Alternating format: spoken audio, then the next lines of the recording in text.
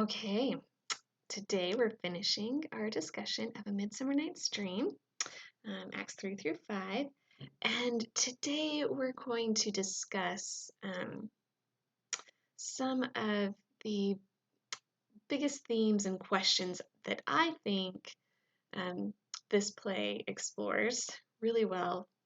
And that biggest question to me that this play explores is, what is real?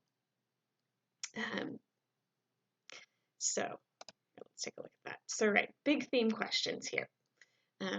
What is real or what is reality? I think that's one of the biggest questions that gets explored in this play. And along with that are questions like, how do we sense and perceive reality? How do we tell the difference between something that is real and something that is just imagined or dreamed? And this was a very interesting question that the early moderns and previous historical generations were interested in exploring. And how can we tell the difference between reality and that imagined world in your head? And then, this final interesting question that I want to talk about, what relationship do representations of reality? Okay, and by that I mean anything like a dream or like art, like drama, um, or literature, or the imagination. These are all representations of reality. What is their relationship with reality itself? We'll talk about that one at the end. Now, for a play called A Midsummer Night's Dream, there's actually only one character who experiences a real dream in the play. At least there's only one incident that I noticed, and that is Hermia at the very end of Act 2. So this is after Puck has mistakenly put the flower juice in Lysander's eyes, and he wakes up and he falls in love with Helena and runs off after Helena. And then Hermia wakes up yelling from this nightmare, this awful dream. And she describes the dream. Methought a serpent ate my heart away, and you sat smiling at his cruel prey. Now let's pause here for a moment, because this was clearly a dream. Um, her heart was not being eaten by a serpent. That was in her head while she slept. But what relationship does this dream bear to reality? What is it? What's the relationship? Clearly, this dream functions like an omen or like a premonition. So these are the types of dreams we're familiar with from, like, say, Julius Caesar. Um, she sensed that something had happened to Lysander's love for her and that he was acting cruelly toward her, and her heart was in pain, was experiencing great pain, and this was manifested to her um, uh, through a dream, right? Presciently through a dream. Okay, now that's the only real dream, as in a character who's actually asleep having a dream, that happens in the whole play. Everyone else talks about experiencing dreams, but turns out that, at least in the reality of the play world, they weren't dreams. They were real events that were just so fantastical that they couldn't be believed to be real.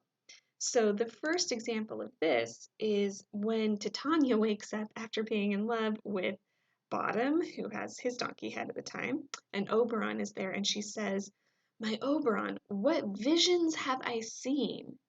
Methought I was enamored of an ass." And Oberon replies, "There lies your love," and she looks over and sees that it wasn't a dream. It was a reality. Now it was like a magically drug-induced and tripped tripped out reality, right? Like, it was a very strange and surreal experience, but it was quote unquote real, right? As in, it happened while she was awake. So it was not a dream, her experience with Bottom. But when she woke up after being asleep and she had been restored to her normal senses, the only way she could describe the experience, the only way she could make sense of it, was to call it a dream.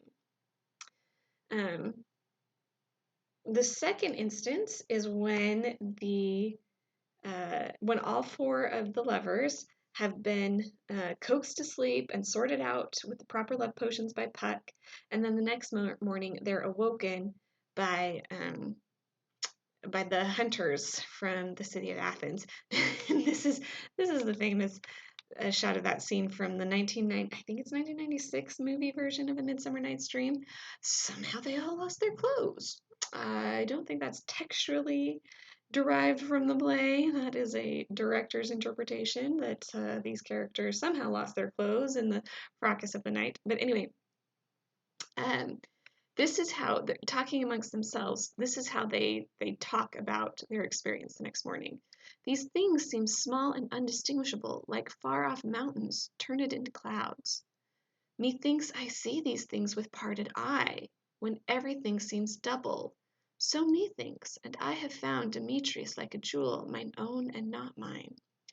Are you sure that we are awake? It seems to me that yet we sleep, we dream. Do not you think the Duke was here and bid us follow him?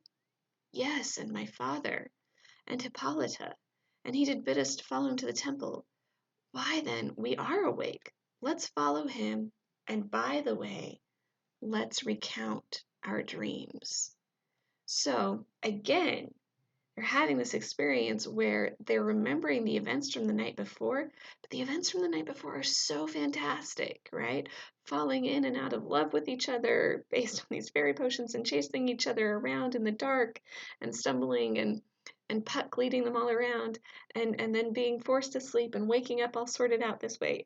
The only way for them to describe that experience um, is to describe it as a dream because uh, for it to have been real would be too strange, except that it was real, at least, real in the sense of the story world, right? And then finally, the third character who talks about his experience being a dream is Bottom. And I love this speech so much. This is after he wakes up the next morning as well and has been restored and no longer has the donkey head. And he says, when my cue comes, call me, and I will answer. My next is most fair Pyramus. Hi ho, Peter Quince. Flute, the bells menders, snout the tinker, straddling. God's my life, stolen hence and left me asleep. I have had a most rare vision. I have had a dream, past the wit of man to say what dream it was. Man is but an ass if he go about to expound this dream. Methought I was, there's no man can tell what. Methought I was, and methought I had, but man is but patched a fool if he will offer to say what methought I had. The eye of man hath not heard, the eye of man hath not seen, man's hand is not able to taste, his tongue to conceive, nor his heart to report what my dream was. I will get Peter Quince to write a ballad of this dream. It shall be called Bottom's Dream, because it hath no bottom. And I will sing it at the latter end of the play before the Duke. Okay, so he also thinks that his experience of the night before was a dream because it was so strange and so fantastic, and he can't account for it in any other way. Um, and believing it to be a dream, thinks it's such a deep and strange dream that no one can ever explain it, but he's still gonna have Peter Quince put it into a song. Anyway, I think that's the funniest speech. But okay, so what these experiences all have in common is that they weren't dreams, right? At least not in the story world. They were actual reality. But they felt like dreams because dreams often do feel like reality, just with a touch of the fantastic that we don't usually recognize until we've woken from the dream. When we dream, our minds are able to imagine and sense an entire world and scene and scenario around us as if our bodies were awake. We create these fully imagined spaces in our brain when we dream. And fantastical things happen in dreams, and sometimes we recognize, right? Sometimes there's lucid dreaming, and sometimes we recognize this can't be real, this must be a dream. But most of the time, we don't recognize it till we wake up the next morning. And because that's how dreams usually work, these experiences to these characters happening in the forest at night with this fairy magic, their reality was so strange and so fantastical and so out of the ordinary that the only way they had to explain it was to think it must have been a dream. It must have been my mind making all of this up. Um, but reality isn't the only thing compared to a dream. Well, strange reality isn't the only thing compared to a dream in this play. Plays themselves, drama itself, is also compared to a dream. Okay, this is Puck's final speech in the play, and this is one of the most famous epilogues in all of Shakespeare's work. This gets quoted all the time. If we shadows have offended, think but this, and all is mended, that you have but slumbered here while these visions did appear, and this weak and idle theme, no more yielding but a dream. Gentles, do not reprehend, if you pardon we will mend, and as I am an honest Puck, if we have unearned luck, now to scape the serpent's tongue, we will make amends ere long, else the Puck a liar call. So good night until you all. Give me your hands if we be friends, and Robin shall restore amends. So the gist of that speech is that um, if you found this play silly, or if you found this play fantastical, if we shadows have offended, um, basically, if you found this story too crazy to be real, then just pretend that you've been sleeping here at the playhouse and that this whole story is nothing more than a dream in your mind, right?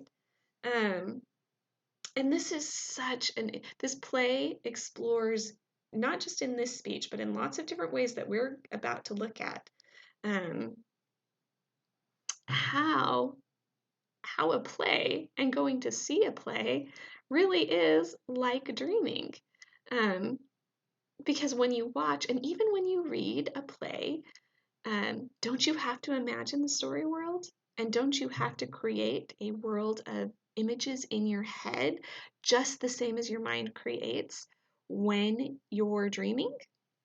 You know, the only difference being that one of those worlds of images usually comes unbidden during sleep, and the other is when you're watching a play, is formed based on the stimulus of the words and the actors' bodies while you are fully awake. But you still have to imagine past those props and settings and speeches to really access the full story world of the play. So, so that's the comparison that Shakespeare's making here. That watching a play and dreaming are sort of the same imaginative level of work, right? That your mind is still having to construct this whole imaginative play world.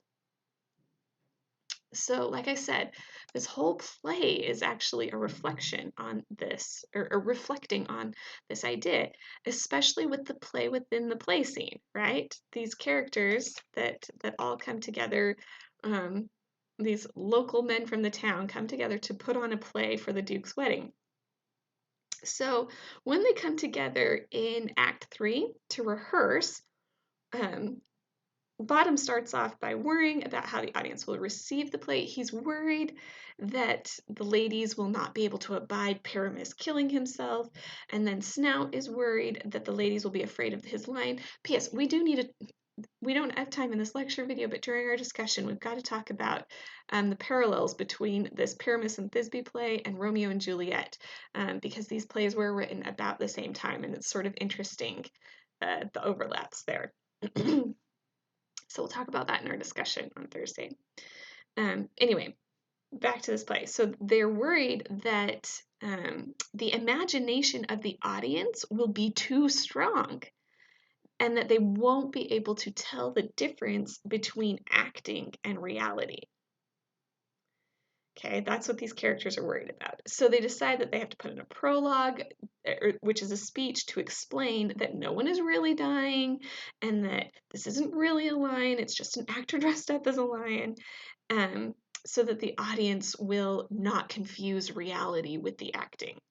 And this is a joke because, of course, the audience recognizes the difference between the play and reality. mostly because the play is so bad. The actors are so bad.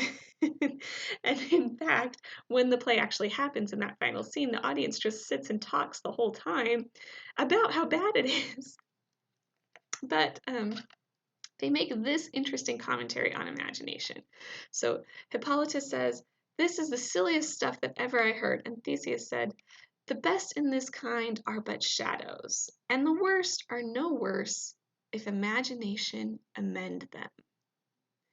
So basically, what he's saying there is um, when you're watching a play, you're always just watching shadows and you have to imagine past them. And even if you're watching a terrible play, it's no worse if your imagination is capable of imagining and fleshing out the world beyond it. Or at least in their case, in the case of this audience, imagining funny and witty ways to make fun of the players. Um, So Hippolyta replies, "It must be your imagination then, and not theirs." The audience has to work harder at imagining than the actors in this play within the play are doing. But if we imagine no worse of them than they of themselves, they may pass for excellent men. It's a jab at the actors, say that the men obviously imagine themselves as being great. Okay. Um, but basically, like I said, this whole play within a play is a reflection on how imagination works when an audience is watching a play, and how the audience has to have imagination to fill in the gaps, um, and how sometimes there is a really thin line between the play, between the acting, and between reality, right? Um, It wasn't necessarily the case here, and that was sort of the joke, the running joke about these bad players. But it's true that if a play is good enough, if the acting is good enough, if the stage effects are good enough, then the line really does become quite thin between reality and a play. And um, and that's true across all of these lines, right? The lines between dreaming, between imagining, between drama, or we could expand that to all art, and the line between reality can be very, very thin. So there's this idea called mimesis. Okay? I don't know if you've heard that term before, but this is a really big and important term in most literature, art, humanities studies. Okay? It's a Greek term and it was used by Plato and Aristotle. And while they both use it a little differently, it can mean a lot of different things. Basically in media studies, it's come to mean representation or imitation of the real world in art and literature. So both Plato and Aristotle talked about how the goal of art and literature was to imitate the real world somehow, imitate reality. Um, so that's what they are. They're mimetic. Art, drama, media, they're mimetic. They are representations of reality. Um, But the question we ask is, can something be such a real representation of reality that it crosses the line into reality, that it becomes reality, or at least comes to feel like reality? Or can the line go the other way? Can reality feel so strange and so different that we don't think it's real? We think it's being imagined.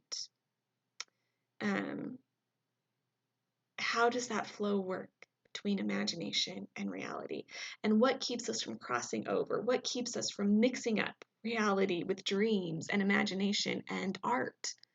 Um, so to finally close, we'll close with Theseus's thoughts, Hippolyta and Theseus's thoughts on the imagination. So this is after they've picked up the lovers in the woods and they're talking about it later. And Hippolyta says, "'Tis strange, my Theseus, that these lovers speak of." Theseus, "More strange than true." Okay, so that's that commentary on it's so strange that it must not be real. "I never may believe these antique fables, nor these fairy toys. Lovers and madmen have such seething brains, such shaping fantasies, that apprehend more than cool reason ever comprehends. The lunatic, the lover, and the poet are of imagination all compact. One sees more devils than vast hell can hold. That is the madman. The lover, all is frantic, sees Helen's beauty in a brow of Egypt. That's a slightly racist line. The poet's eye, in a fine frenzy rolling, doth glance from heaven to earth, from earth to heaven, and as imagination bodies forth the forms of things unknown, the poet's pen turns them to shapes and gives to airy nothing a local habitation and a name. Such tricks hath strong imagination, that if it would but apprehend some joy, it comprehends some bringer of that joy, or in the night, imagining some fear, how easy is a bush supposed of bear. So there's so much going on in that speech. He's saying there's three types of people who have super strong imaginations. There's the madman who sees hallucinations. We've talked about that in Macbeth, Hamlet. We won't get into that again. There's the lover who imagines beauty everywhere. Um, and that's an interesting commentary on love. Is love all just imagination? Maybe we can get back into that when we talk about Romeo and Juliet in this play again. But then the one that Theseus focuses on the most is the poet, right? The creator of art, whose imagination is so strong that he can body forth the things of his imagination. He can turn them into shapes and give to airy nothing a local habitation and a name. In other words, the poet can take images in the mind and give them a reality in art. Um, so what is that relationship with reality, right? What is that? If if the artist is making art, the art is real, but what is the relationship to reality, right? Between what's been imagined. Um, and then Hippolyta actually makes a comment that I find very interesting about the nature of reality, um, about knowing whether experiences are real or not. And her marker is just all the story of the night told over, and all their minds transfigured so together, more witnesseth than fancy's images, and grows to something of great constancy, but howsoever strange and admirable. So to translate that, she's saying, you know, they may be crazy or they may have imagined everything, but what makes it so convincing is that they all experienced it together. Their dreams were the same. And maybe that's all reality is. Maybe all reality is a shared dream, a shared hallucination, um, a shared imagination, right? Um, anyway, uh, so what do we learn about all of this? I don't know. I don't know if there are definitive answers. It's just something I want you to keep thinking about as you read and as we discuss this final half of the play. What is real? What is dream? What is imagination? And what is art? Um, excited to talk to you on Thursday.